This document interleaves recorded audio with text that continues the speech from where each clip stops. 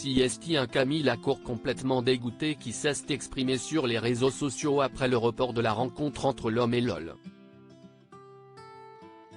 L'ancien nageur a fait part de sa frustration tout en ciblant les auteurs du caillassage du car lyonnais. Une nouvelle publicité très mauvaise pour le championnat de France, qui n'avait pas vraiment besoin alors que les droits télévisés des prochaines années sont en train d'être négociés.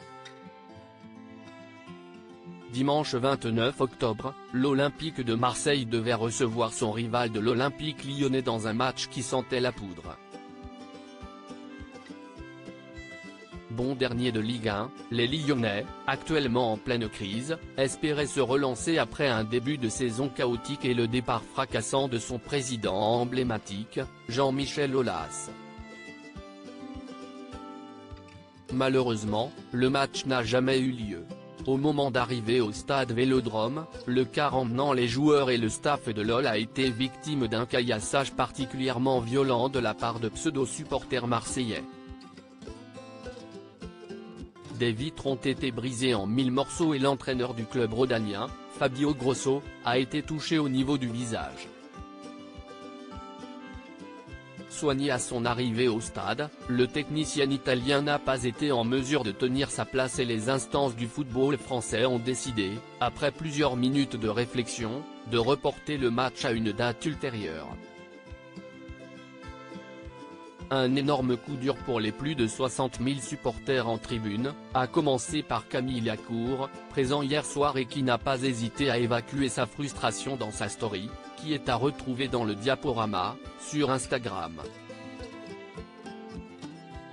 Installé à Marseille depuis plus d'1 an maintenant avec sa famille, l'ancien nageur de 38 ans a pâti de la bêtise d'une poignée de personnes et il n'a pas mâché ses mots.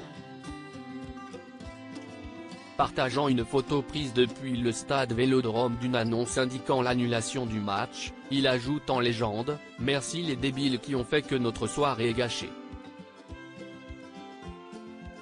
Il ajoute 2 émojis montrant son dégoût et une petite leçon aux auteurs des faits, réviser les valeurs du sport.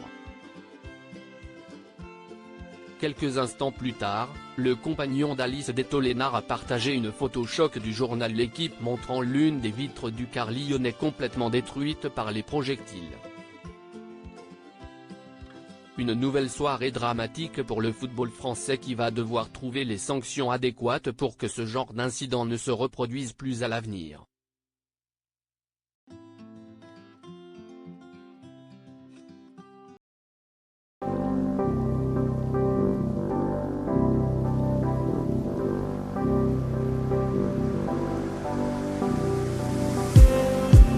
Just need